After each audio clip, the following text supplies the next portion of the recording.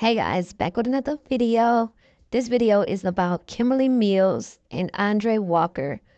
They have been arrested for torture and allegedly SAN her 10-year-old son and 9-year-old son. 10-year-old son is in critical condition. They are not sure if he's going to make it, but the 9-year-old boy is with his dad, in custody with his dad. I don't know what these people were thinking, but they are going down. They took him to the hospital, and while the staff was performing CPR on the 10-year-old boy, she takes off. They both take off when they realized that the police was being contacted. But then later on in the day, Kimberly returns, from what I'm understanding, and they arrest her. And that's when she gives up Andre. He ended up turning himself in at some point, and they are being charged with a number of charges. Second degree neglect, child abuse, and I think they are going for the SA charge once they figure out if this was really done to him. They can't really say right now because he's in critical condition. They can't do the test that they want to do on him at this point, but it was said that that's some of the things that have been done to him and his brother.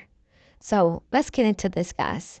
Police are now accusing this Tavares couple of torturing a second little boy before dropping a 10-year-old off at the hospital on the brink of death this past weekend. Channel 9's Nick Pampantonis is live outside police headquarters with the update. And Nick, that 10-year-old is still in critical condition. Everyone out here is praying for a miracle, but police are preparing for the worst. The second boy we've learned is the 10-year-old boy's brother. He is with family and he is doing okay. All fingers should be pointed in one direction. Tavares police barely containing their disgust for Kimberly Mills and Andre Walker, the girlfriend-boyfriend pair now charged with torturing two boys, 10 and 9, the elder still fighting for his life. They singled out Mills, who they said forced the boys to wear long-sleeve shirts to cover the marks up and tried to hide evidence. Whenever they left the hospital, they went back to the residence to try to do a hasty cleanup. I'm happy to say that they did a really bad job because we were able to obtain several pieces of evidence that will definitely assist our case. Kimberly Mills made sure that these kids were not going to tell teachers and that no one would find out. Sir, can you please state your name? Andre Walker. I'm sorry?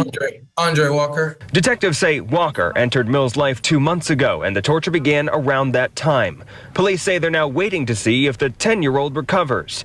If not, they say more charges are ready to go. I think they are exactly where they need to be, and I hope that they remain there. Our agency is doing everything we can to make sure that they stay there. Police in Tavares are asking for help to find this guy who they say dropped off a 10-year-old boy at the hospital, burned and bruised, and then took off. Police have identified the man as Andre Walker. Tonight, the boy, though, is in critical condition. He's fighting for his life. News 6's Troy Campbell is outside Arnold Palmer Children's Hospital in Orlando, where the boy was transferred to earlier today. Troy.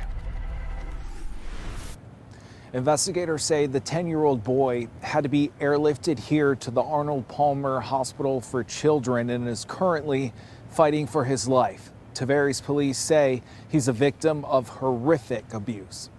Tavares police issuing an arrest warrant for felony aggravated child abuse for 36-year-old Andre Walker. Already arrested for the same charge, 37-year-old Kimberly Mills. Investigators say this image shows Walker just after 10 o'clock Saturday night at the emergency room entrance of Advent Health Waterman in Tavares. Detectives say the two pulled up and Walker shouted, quote, "We need help, hurry up." That's when medical staff say they located the 10-year-old victim, adding they had to provide CPR and other life-saving measures. Investigators say in their report there was, quote, severe bruising to the child along with multiple burn marks to the stomach. Law enforcement also says the burn marks appeared to be long in shape, as if something hot had been placed on his skin. Tavares police also say Mills and Walker refused to say how the injuries got there and took off once they found out law enforcement would be responding to the hospital, leaving the injured child unattended. However, Mills later came back to the hospital and eventually identified Walker as the man she arrived with prior. Investigators then conducted a search warrant at Mills' home and took her into custody. And a second child in Mills' custody was turned over to the Department of Children and Families.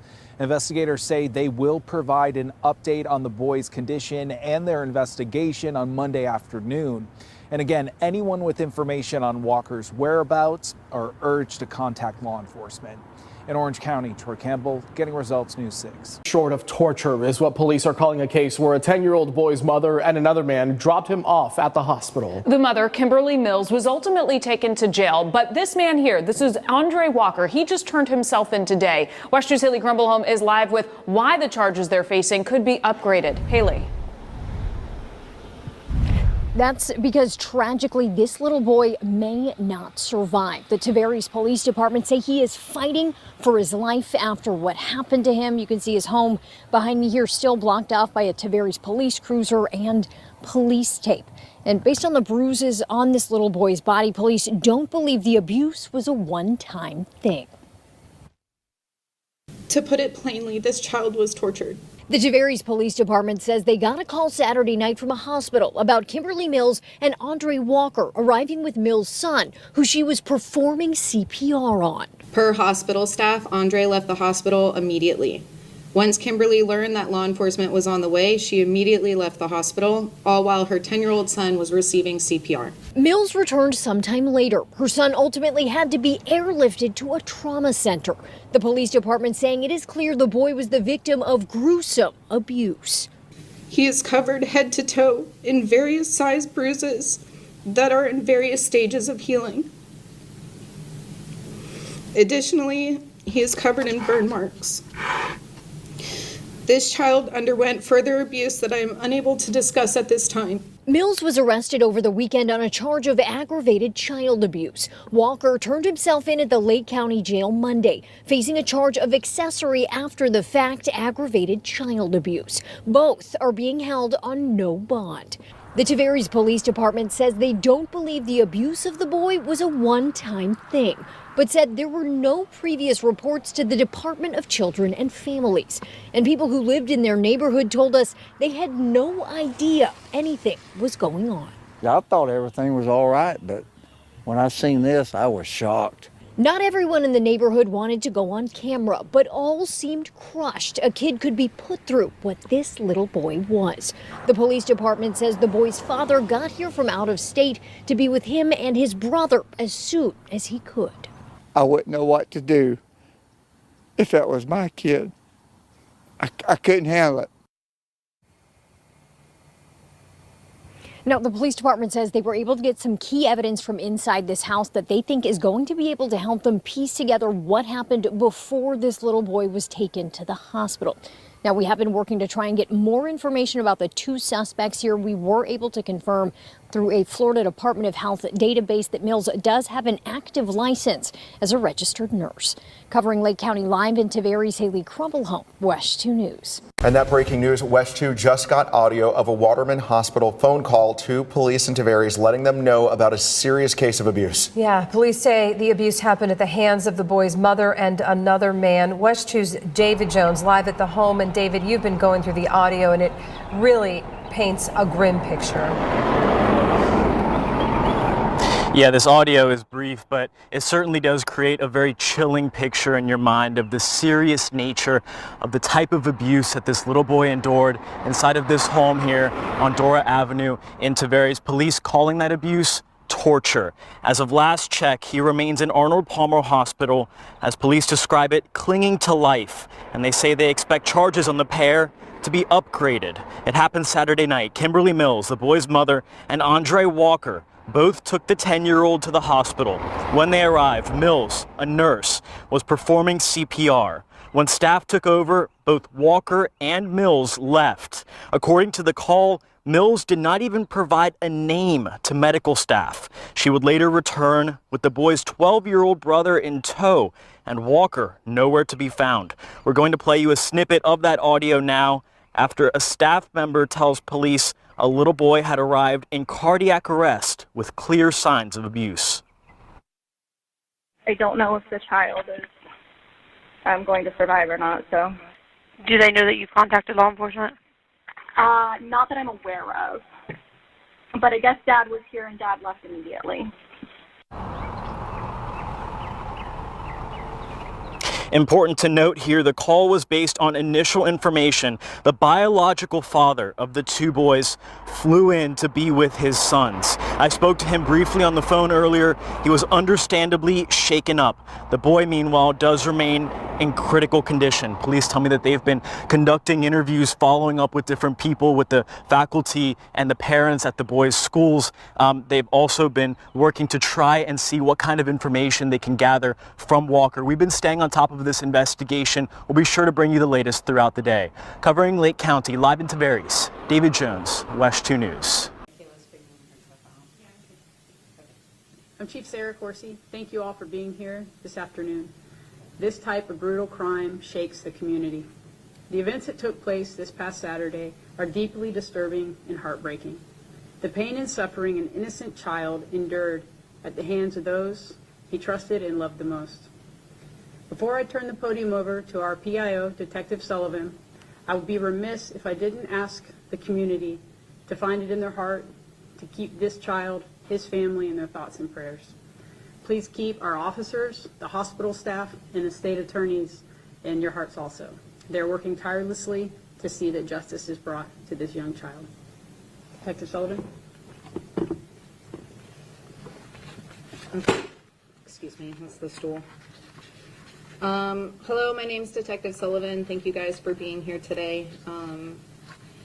So let's get into this. On February 22nd at 10 p.m., we received a phone call from Advent Health Hospital staff that they received a 10-year-old male patient that contained evidence of physical abuse.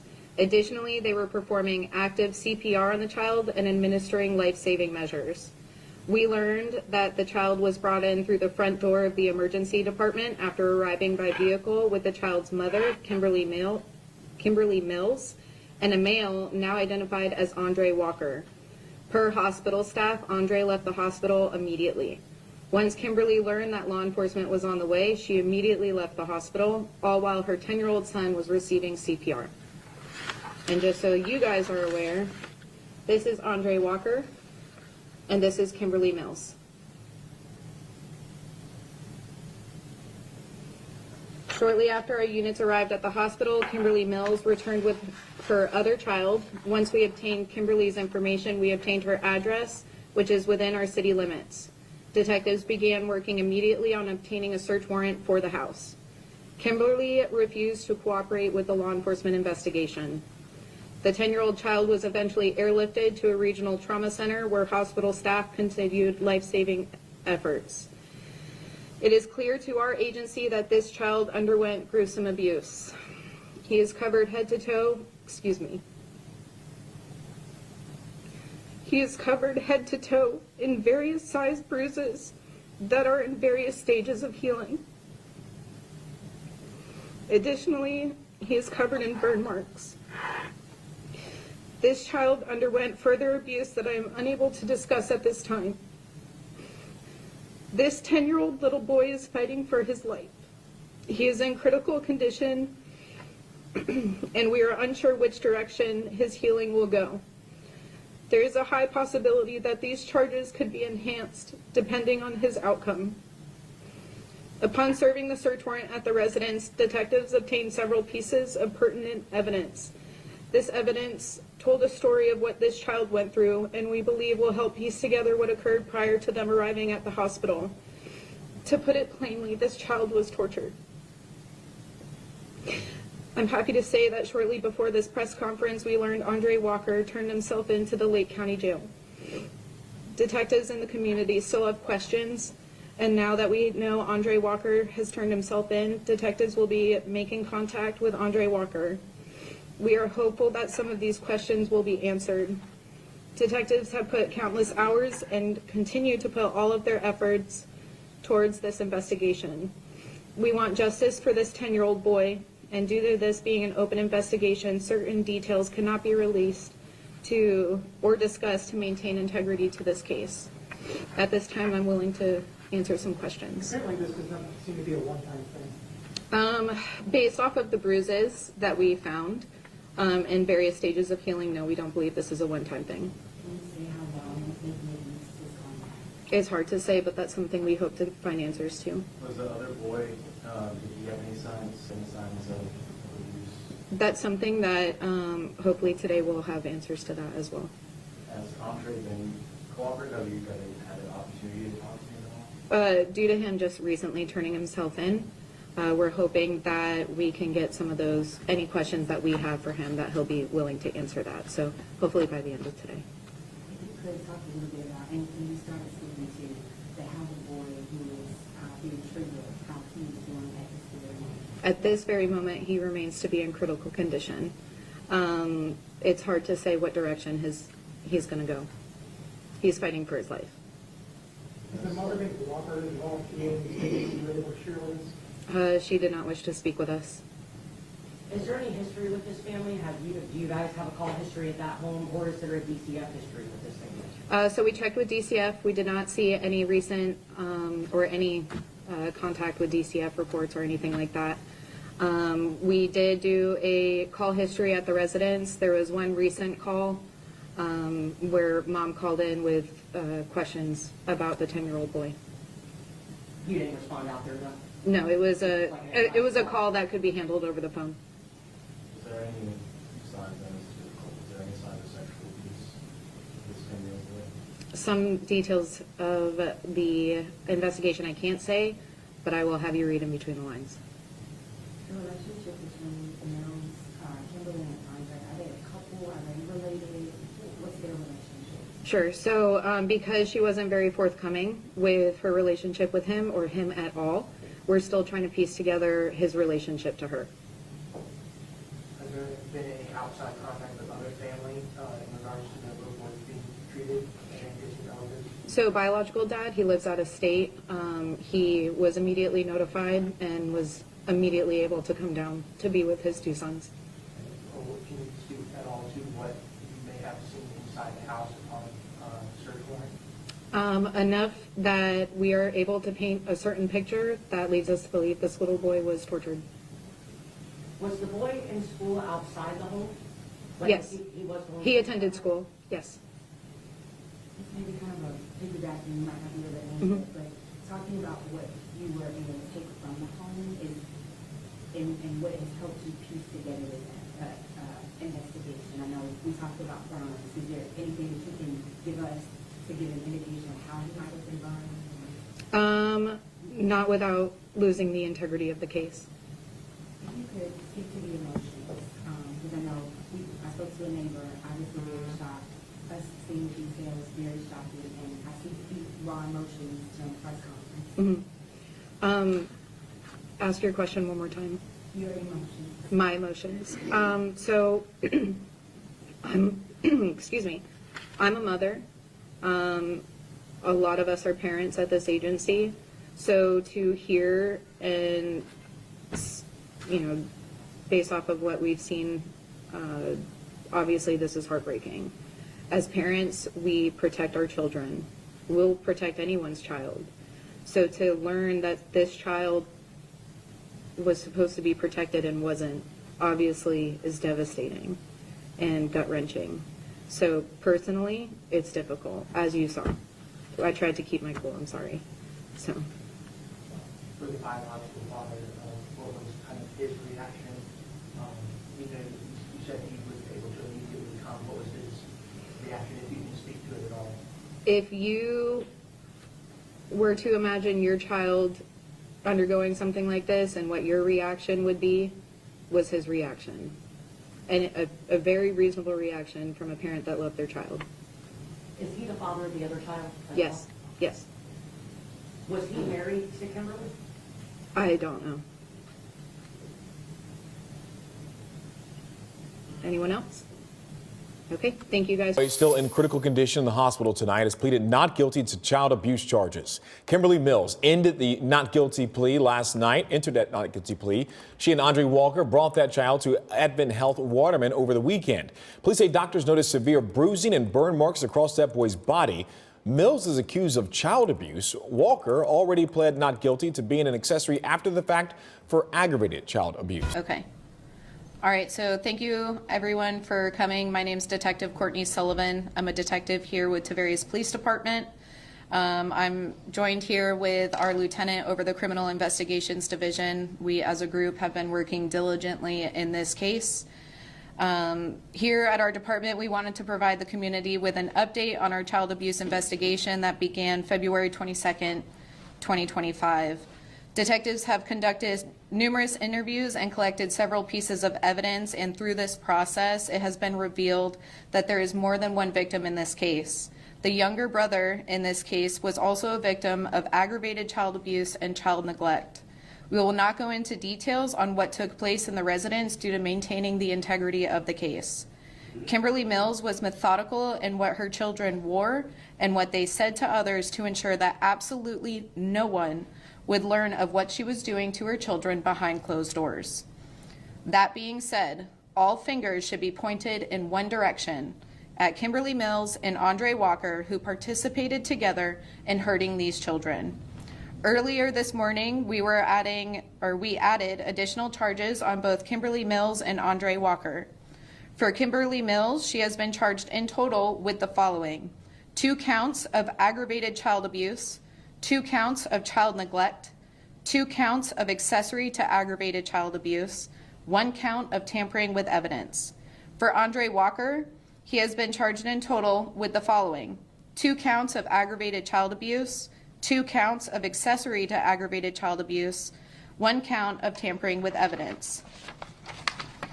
The 10-year-old boy remains in critical condition at the hospital. We are preparing for the worst. However, we are hoping for the best in terms of his recovery. We are working closely with the state attorney's office to ensure these 2 boys get the justice that they deserve. We commend our department as a whole, as every member has stepped up to assist in some way with this case. We ask that you continue to pray for these 2 boys, their father, and the rest of their family as they navigate this extremely difficult time. We have posted a link on our Facebook for others to donate, and we are also accepting gift card donations that will be given directly to the family. At this point, I will take any questions. Can you talk about the kind of abuse that the 9 had suffered? Was it similar to the abuse that the 10-year-old had, and any details that you could share on that? I can't go into too much detail. However, we believe that they suffered very similar abuse, and that's why they were both charged, or both parties were charged with 2 counts of aggravated child abuse. Can you explain the family dynamic? Were these long-term parents? Were they recently in the picture? Do you know how long this abuse had taken place? Sure. So right now, we've determined that Kimberly Mills and Andre Walker are in a boyfriend-girlfriend relationship. We believe that it has been approximately 2 months. It's possible that it could be a little bit longer than that. Unsure of when the abuse started. However, it's leaning more towards that it was a recent period of time. So 2 months that they were dating and not sure how long the abuse had been going on. Unsure about how long the abuse has gone. However, we believe maybe about 2 months. It could be longer. We're still trying to dig further to figure that out. You said that she was very meticulous in the clothes she put on them. Explain that. So when the kids would go to school, they would wear longer sleeve shirts to cover up any marks. She ensured that they told absolutely no one. These kids were scared, and she made sure that absolutely no one would find out about it. And I was going to say, that was one of the questions I was asked. Did they go to school? They went to school. Yes, they went to school. And teachers didn't report this because? They didn't report it because they had no idea something was going on. Again, Kimberly Mills made absolute certainty, made sure that these kids were not going to tell teachers and that no one would find out. So. Was she the one that orchestrated, like, you talked about the two different suspects in this case. She was the one that drove this and orchestrated it, your understanding? They both participated completely. Have they been in the care of Kimberly their entire lives, and does it seem like the abuse started when the boyfriend and her got together? So that's something that we're still trying to navigate through. I definitely believe that we'll have further information in that with time. But she was the primary caretaker for them. They lived with mom. Dad lives out of state. Can you explain the tampering with evidence charge? So we believe that whenever they left the hospital, they went back to the residence to try to do a hasty cleanup. I'm happy to say that they did a really bad job because we were able to obtain several pieces of evidence that will definitely assist our case. They said, so sad that the report said it looked like something hot had been put on the 10-year-old. Do we know what that was to cause burn marks? So we're not going to discuss any pieces of evidence that we collected. What school did the 10-year-old go to? Not disclosing that. Okay. You talked about wanting to get the justice that they deserve. Right. Working with the state attorney's office. This case is so horrific. You know, why has that been so important for your investigators, detectives, and I know you guys have been working really hard on this case, especially seeing the circumstances here. So we all become police officers to help the community, right? As detectives, we look for convictions. We don't look just to charge someone with something. We put an entire case together to piece it together to ensure that the people that we put in jail stay in jail. This case is especially sensitive because it's kids. Don't mess with kids, period. As parents, we will make sure that we will do whatever it takes to keep our children safe. But because we're also parents, any other child, we will try to do our best to keep them safe, and that's our job. Did you say that she's a registered nurse? Yes, we discovered that she's also a registered nurse. We have not been able to figure out exactly where she works or if she is still currently working as a registered nurse. I'm just, you know, this is blowing everyone's minds. Do not buy new windows if you live in Michigan. Americans living in zip codes starting with 48 and 49 are being paid to... Where possibly were they coming from? A mother participating in this kind of abuse, allowing her boyfriend to do this kind of, just your thoughts. My thoughts, I can't quite piece it together. Again, as a mother and a decent human being, I would like to think, no one can piece that part together. I think it's a perfect representation of the kind of people that they are, and I think they are exactly where they need to be, and I hope that they remain there. Our agency is doing everything we can to make sure that they stay there. I'll take 2 more questions. So to follow up on that, have either, I noticed in the in Kimberly's affidavit, it sounds like she's talking to you guys a little bit. Are either of them cooperating? Are they giving you any information?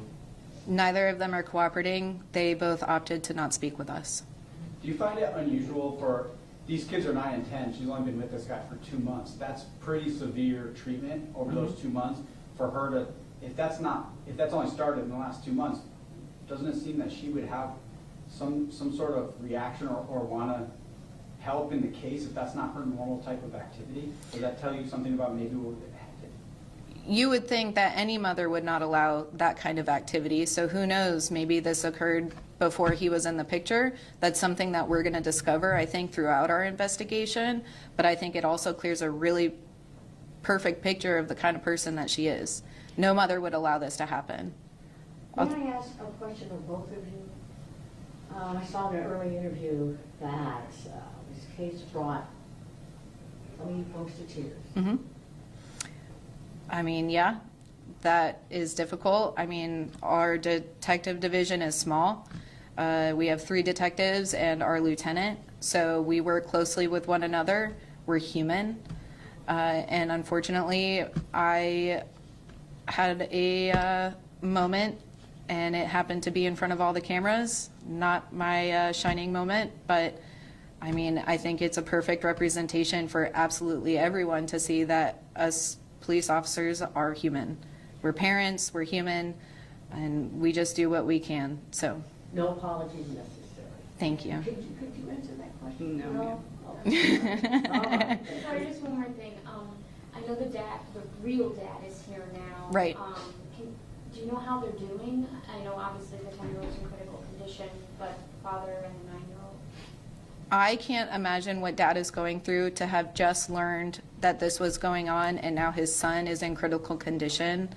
I don't want to be in his shoes. However, he's doing what he needs to do to ensure that they are taken care of and that he's making all the best decisions for them. Our community has already started to try to pull together to figure out ways that they can help. We're working closely with the Tavares Police Charity to raise funds for the family. Additionally, we're accepting gift cards on the family's behalf just clothes even.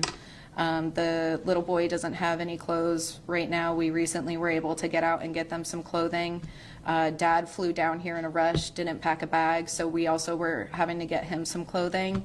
So I think gift cards would help. I posted on our Facebook page today a direct link that goes to our charity, and all of those funds will go towards the family. Neither of these boys had clothes? They had clothes within the house. The house is currently sectioned off as a crime scene. So where does this case go from here? Are there still unanswered questions? Are you, as of right now, just waiting on the boy's condition? What's ahead? So naturally, we want to see where the boy's condition is going to go. We are, again, hoping for the best, but preparing for the worst. From here, we're going to dive into all the evidence that we have, and we're going to just streamline this to the best of our ability to make sure they stay where they are right now. But we're working hard. If we have to add more charges because more information comes about, we will happily do so. I'm going to take one more question. There's a new law passed that puts the death penalty in play if it's a child rape case. Could this be in play? So at this point, give me 1 second. So because our victim is still in critical condition, we have not been able to disclose any details regarding the sexual abuse. Because of his condition, there's certain physical examinations that cannot be performed. So we cannot definitively say if it occurred, but if it has occurred, once we are able to do those examinations, naturally those charges will be brought to. I do appreciate you all coming. Thank you so much, and we'll keep you posted on anything else. Thank you. So y'all heard all of that. This is just a disgrace. Like, this is disgusting that they would do this to these kids. And then for her to even let a man participate in doing this to her kids. You only been with this man 2 months. And I believe that this was going on way before he even came in the picture. And it's just escalated even more once he came into the picture. I'm going to keep a close eye on this case because I want to go deep into this situation and see what is going on, because I don't get it. I don't understand why she did this to her own kids instead of giving them to the dad. You're in Florida, he's in another state. Why not give them to their dad if you don't want them? And then to go as far as putting so much fear into these kids to the point that they didn't want to say anything at school about what was happening to them is crazy. Anything you guys find on this case, DM me. Y'all can email me. Y'all can send it to my DMs on Instagram. All my information is in my bio. But y'all like, comment, subscribe, hit that notification button. Tell me what y'all think about this case. I want all your inputs in the comments. Bye.